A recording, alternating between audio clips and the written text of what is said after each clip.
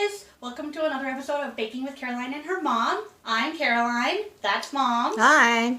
Today we're making scones. They're from one of Mom's oldest cookbooks.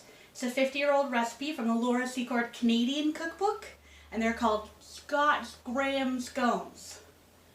And this was another fan request. Okay, let's go. Okay, so we need, first of all, 1 cup of all-purpose flour. We're going to put all these ingredients together in the big bowl. Oh, okay. Mm-hmm.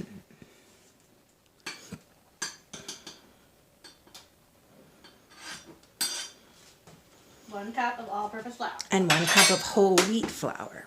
And 1 cup of whole wheat flour. You know how in some recipes it says to sieve your flour first? What's the point of that? Back in the olden days, before they put flour used to come kind of lumpy because they didn't put a tiny bit of whatever it is they put in it now, and you can check the package contents because it won't just say wheat flour. It'll say tiny bit of mumble, which stops the flour from clumping. Yeah. Okay, so 1/3 of a cup of granulated sugar.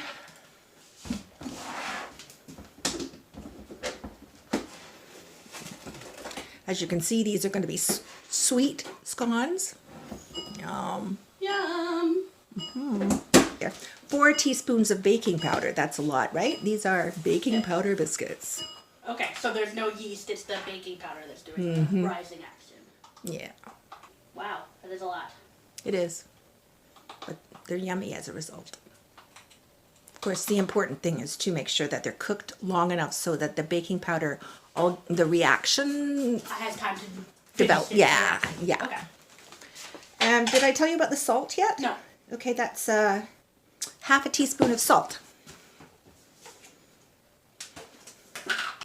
This is another one of those recipes like last week where we're going to use the traditional hand method. Okay. So get out the pastry blender, and you can use that first of all to mix together all those ingredients. Okay, mix together all the ingredients, just kind of stir it around as it were. And then we're going to cut in the fat. Okay, and the fat is shortening today. Yeah, it's Crisco rather than butter, although you can use butter if you don't have Crisco. Okay, how much? Let's see, that's 1/2 cup, which is 4 ounces if you want to weigh it. I think it has the little... Yeah, is it a brand new package? Yeah, it's got a measuring All right, it's got a measuring thing on the tab, hasn't it, on the front? Yes. So 1/2 cup. Yeah. So Caroline, this is going to be another one of those you have to touch it. Growing and changing, growing and changing. People have expressed that they like seeing me be uncomfortable. I can't imagine why. I do too. So when you cut off your 1/2 cup, then you want to cut it into like manageable chunks. Yeah, so that it's easier for the blending to happen with the pastry blender. Okay, shall we see what we've got over here? Okay. Okay, so this is what it looks like before it's blended together. Press and turn. Yeah. It's going to stick a lot more. Yes, and so you'll need the knife. Okay. And you're aiming for the same texture as last week, which was sort of pea-size. Pea-sized chunks. Yeah.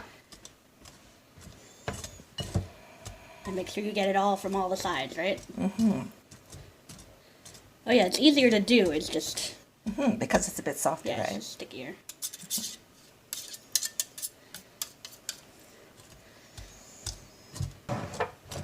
Oh, you're getting to be an expert. Wow.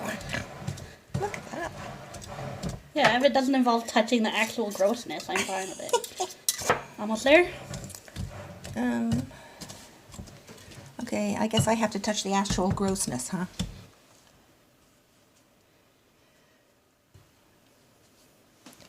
I think so, yeah. Yeah, it looks pretty good. See, it's sort of, yeah. Crumbly. That's a good word for it. Little... Okay. Okay, so the next thing we're going to do is add a mixture of egg and water. So here's what happens. You need to break an egg into your cup measure. Okay. Use one of Mariah's eggs? Yeah, so we can show them Mariah's eggs. The CEO of the library has hens, and these are her eggs. Yeah, that one looks good. Look how yellow the yolks are. I know, eh? Yeah, I know. Yeah, amazing. Yum. Okay, so we're gonna take a fork and mix that so that the yolk and the white are interblended.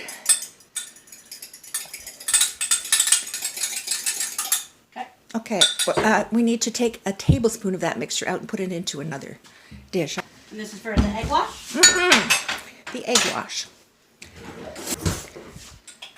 So it's a little difficult to... it wants to separate. Yeah, well, it wants to stay together. In fact, it doesn't want to let any of it go, right? Yeah. All right, now you're going to fill the jug up to the 1 cup. Okay.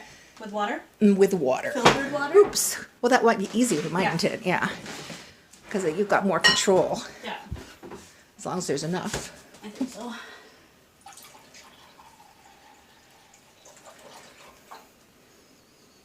Okay. Okay.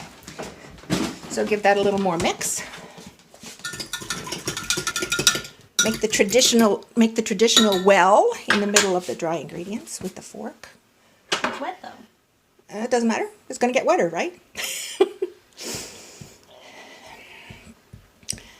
Okay. And pour in. Beautiful. Okay, so it looks like this, and you do the usual. Start in the center with your stirring and mix out towards the edges.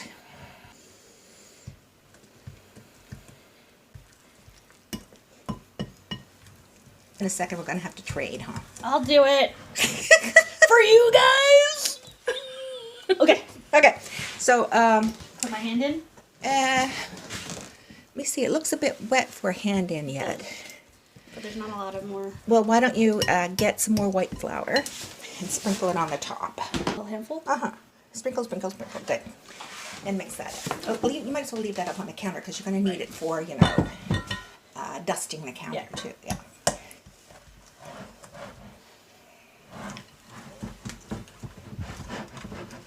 Is it feeling a little stiff now? Yeah. Yeah. Okay, so put flour on your hands and on the counter. I hate it. Well, I'll do it. No, I have to learn and grow. Learn and grow. Is that too much flour? Well, you're going to put some of that on your hands, right? Yeah. Yeah. Okay, so now scoop the the muck out of the your fingernails, right? Oh god, it's so gross. Should I stand back so they can see your expression? Ah. Okay, so that's what it looks like. Why don't you use a scraper of some sort to get the rest out? Good.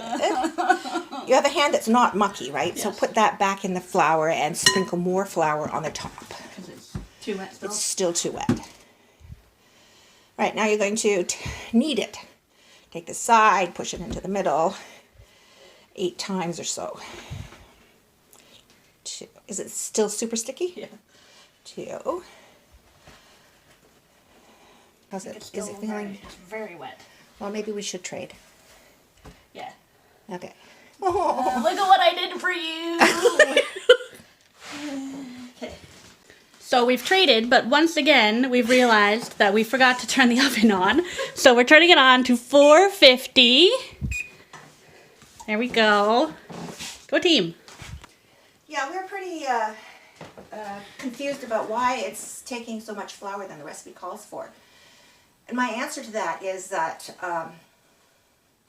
there are a lot of environmental factors to consider as well. If it's humid, then the flour will be wetter. And if it's very dry, the flour will be dry. If the flour is wet already, then it won't absorb as much additional moisture, so you'll need more. So we're, once again, putting in more flour. It's still soft. It's still, actually that's feeling good now. Do you want to feel it, Carolyn? Okay. Okay, Feel so that? it's Yeah. squishy, but it's not sticky. Yes. So now we're going to, So lucky Caroline got to do the gross sticky bit. And then Mom comes over and look at her fingers. Nothing. Oh, well, a little bit. almost done. So now we're going to make it into a circle. Uh-huh. Well, you know, ball, except it's going to be flat on the ball. Round ball, as round as you can make it. Yeah. And then Rolling pin. roll it out so it's about, recipe says 1/2 inch thick, but I think I would go for a little thicker than that.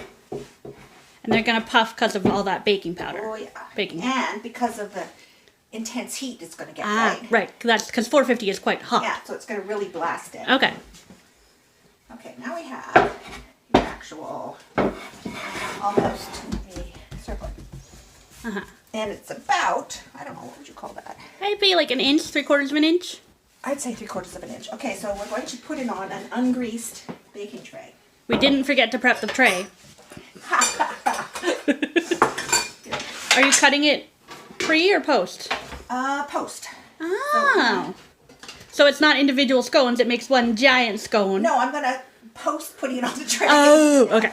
Okay, so Okay, we're going zooming in. to- Remember that egg that you previously decanted? Yes, the one I prepared earlier. Yes. Right. We're going to, you called that an egg wash, right? Yeah. So we're going to egg wash. We're going to egg wash. Is it not an egg wash? Yes, it is. Okay. I was just impressed that you knew what that was called. Of course I know what an egg wash is. I've watched a lot of MasterChef. All right. Oh, now we're it's so going to- yellow because of the yolk. Yeah. Crazy. But that's what's going to give it that golden sheen. Should we sprinkle granulated sugar on it? We could sprinkle. Ooh. So we have some sugar in the raw that we're going to sprinkle on top.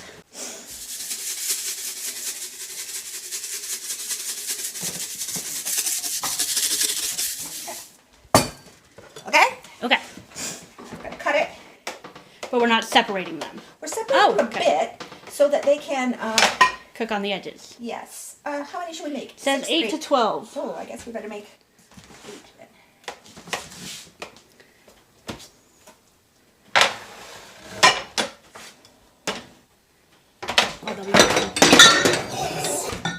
You know me. She is a little bit of a bull in a china shop in the kitchen, guys. I'm a boy in a China shop everywhere. Let's show you our bowl of Band-Aids. Yes. We have like a bowl with a variety of Band-Aids Yeah. In the kitchen. in the kitchen. Okay. It looks More. It looks like lemony in the camera because of the yolk is so yellow. Yes. Okay, we're spacing them out. Spacing them out. Okay, so the oven's ready. We didn't have to wait too long because of our poor planning. So we're going to put them in the oven in the middle rack for 12 to 15 minutes until light golden brown. We're going to go 12 and then we'll check.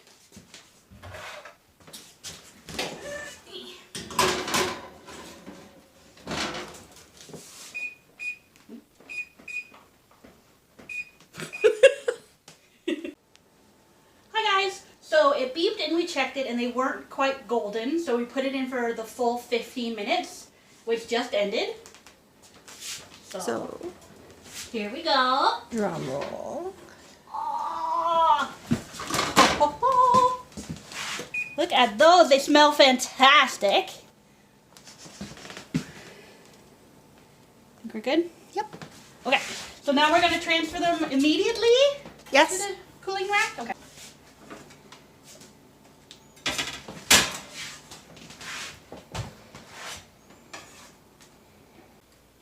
Hi. So we're gonna split a scone because they're quite large. Oops. Yeah. I'll split. You pick. I'm just gonna use my hands. Oh, okay. It did not work. No, I would have. That did not. That's where it broke. Naturally, you can have the pretty half. Thank you. How lovely of you. So we have butter. Look at that texture. Is it good inside? Yes, fluffy. Butter. So a little bit of butter on your nice warm scone. It crumbles. It does. It smells yummy too, right? Does. And then a little bit of raspberry jam. Good. Mm-hmm. It's interesting. I think there's quite a texture and flavor that you get from using the Crisco instead of using butter. Yeah, and I think the graham flour as well gives it a little bit of a nuttiness. Yes. Well, you haven't tried it yet. I had a little bit that fell off. What do you think? Yeah, classic scone. Cheers, everybody. A little bit of sugar on top. Good job, team. So we'll see you next week. If you have any requests, let us know. We're always trying to figure out what to make next.